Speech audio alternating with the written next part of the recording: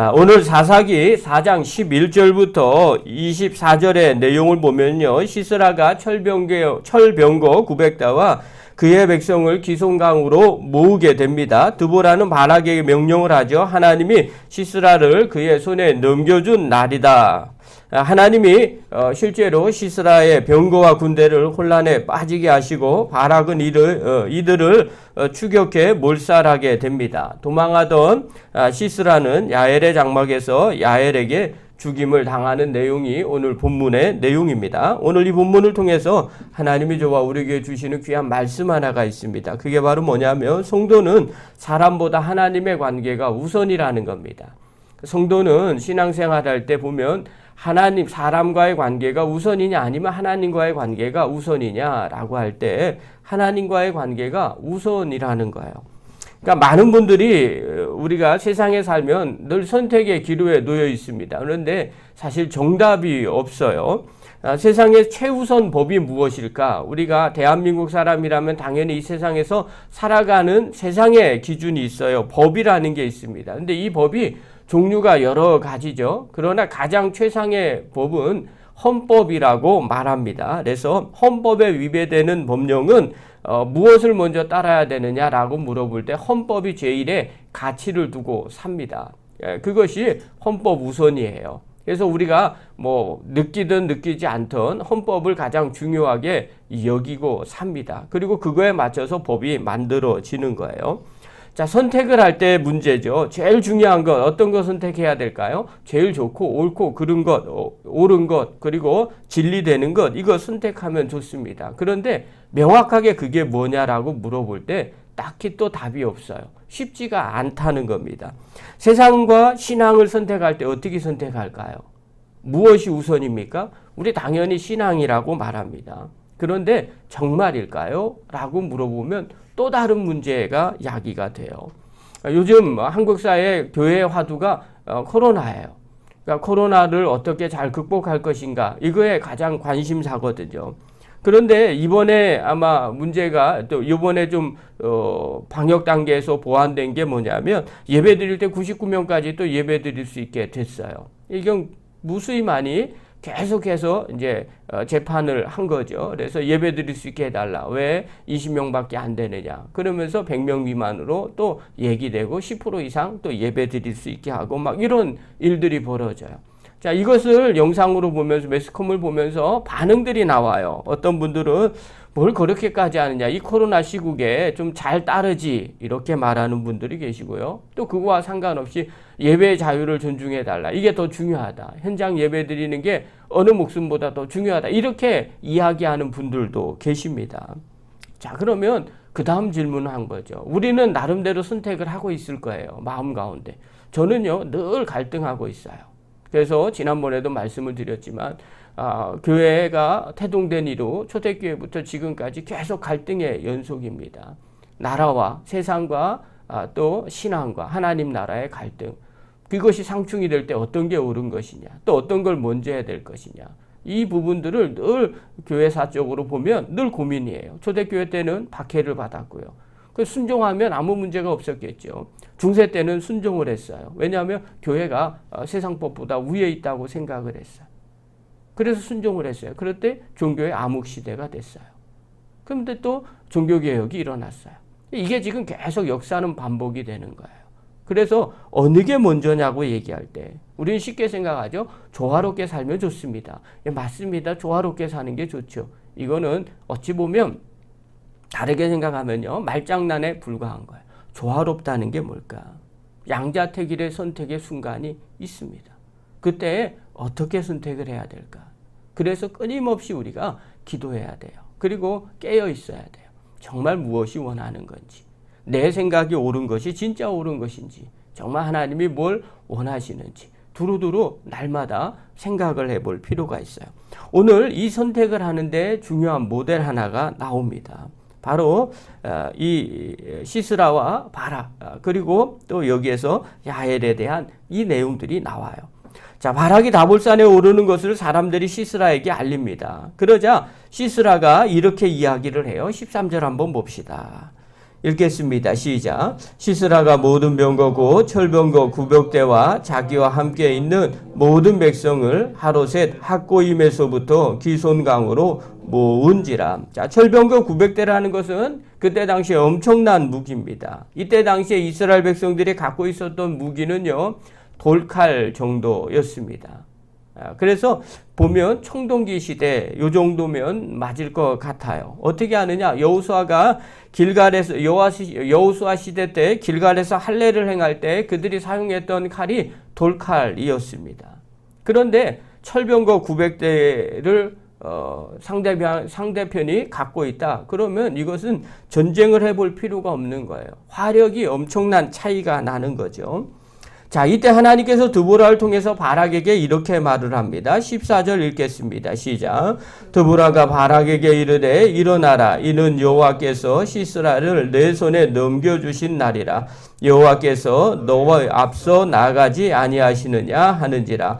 이에 바락이 10,000명을 거느리고 다볼산에서 내려가니. 자, 여호와께서 내 손에 넘겨주신 날이다. 이렇게 말을 해요. 무엇보다도 여호와께서 너의 앞서 나가지 아니하시느냐. 지금 싸움은 누가 하고 있어요?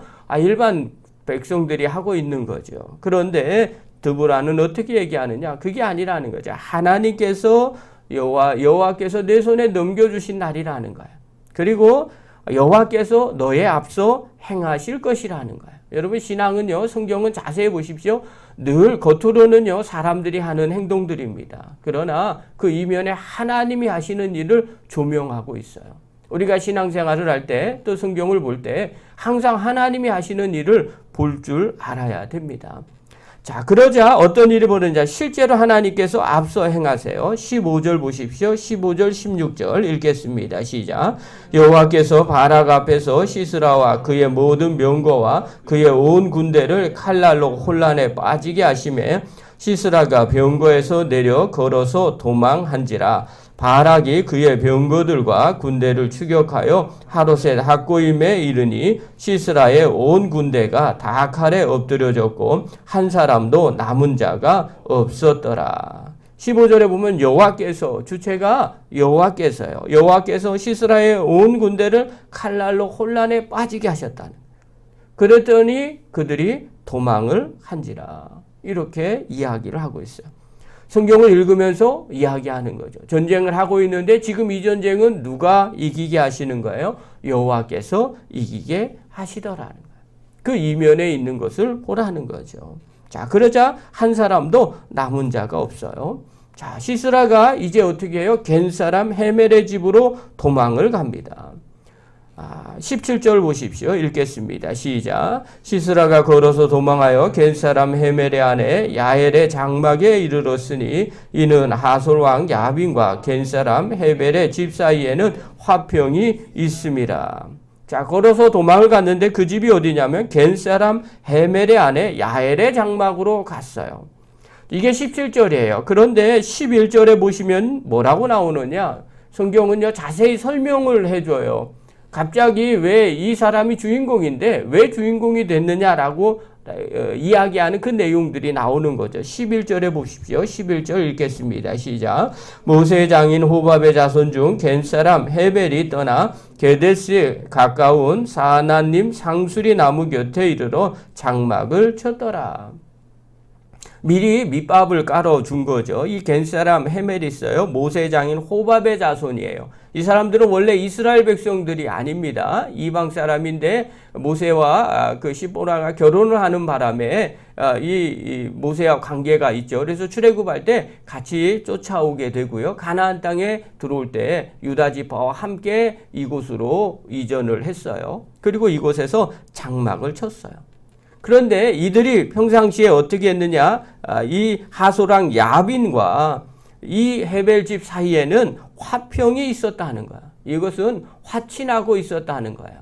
같이 더불어 더불어 살겠다. 이런 생각을 갖고 있었던 거죠. 그러니까 당연히 시스라가 그 집으로 도망을 간 거예요. 자, 그런데 이제 그 다음 문제인 거죠. 여러분, 조화롭게 살았을 때는 아무 문제가 없었을 때는 문제가 없었어요. 그런데 지금 선택의 기로에 놓여 있는 거죠. 이 겐사람 헤멜의 집이 이제 선택할 때는 이스라엘 백성을 선택할 것인지 아니면 이 가나안 왕을 선택을 해야 될 것인지 하나님을 선택해야 될 건지 그리고 아니면 가나안을 섬기는 신을 선택해야 될 건지 선택의 기로에 놓여 있었던 거죠. 이때 헤벨의 아내 야엘이 선택을 해요. 어떤 선택을 하느냐? 21절 보십시오. 우리가 다 알죠. 읽겠습니다. 시작. 그가 깊이 잠드니 헤멜의 아내 야엘이 장막 말뚝을 가지고 손에 방망이를 들고 그에게로 가만히 가서 말뚝을 그의 관자놀이에 박음에 말뚝이 꿰뚫고 땅에 박히니 그가 기절하여 죽으니라. 누구를 선택하겠어요? 시스라엘을 죽이는 걸로 선택했어요. 그래서 이스라엘 편에 쓴 거예요. 하나님의 도구로 사용이 된 거죠. 하나님의 편에 쓴 거예요. 여러분 오늘 이 사사기 4장에 나오는 이 야엘의 선택, 이 시스라가 어떻게 죽었는지를 성경은 뭘 통해서 말해주고 있냐면요. 이 야엘이 어떤 선택을 했느냐라는 걸 말해주는 거예요.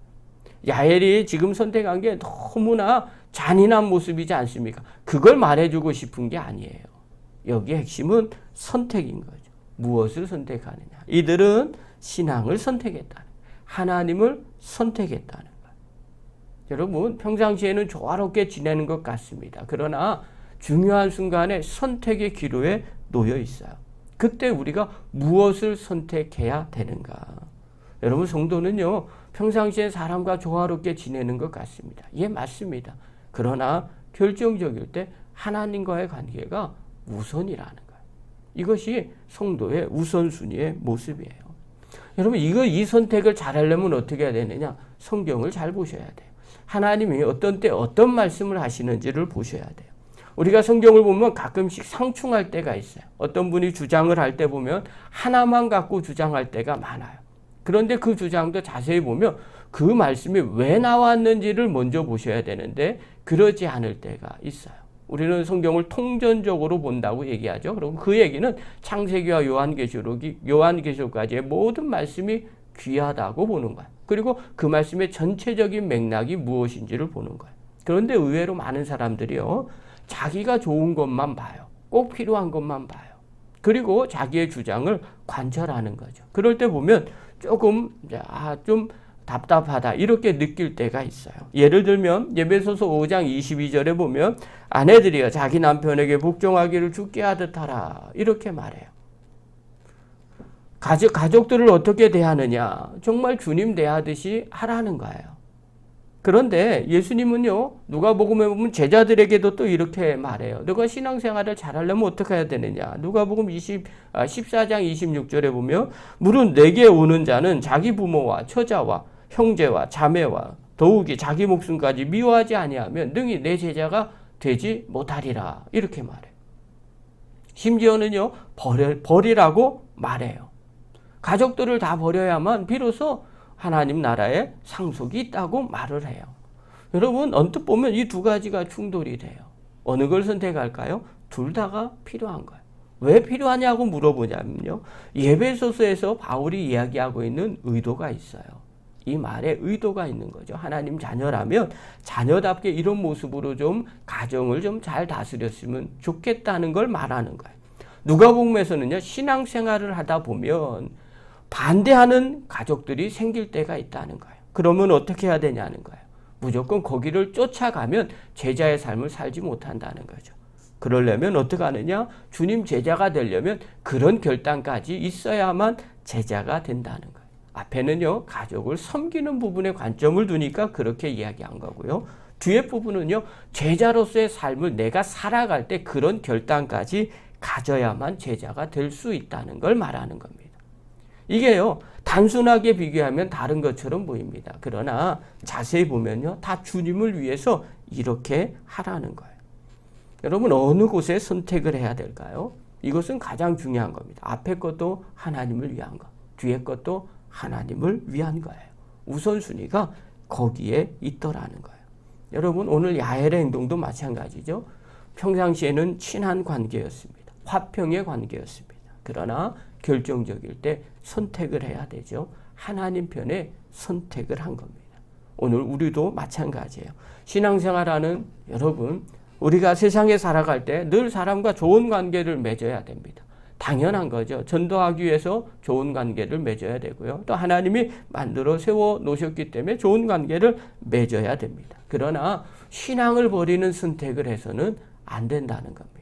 우선은 신앙이고요. 하나님이 우선이라는 거예요. 그러기 위해서 어떻게 해야 될까요? 늘 뱀같이 지혜로워야 돼요. 비둘기같이 순결해야 됩니다. 깨어 있으셔야 됩니다. 그래야만 제대로 선택을 할 수 있게 됩니다.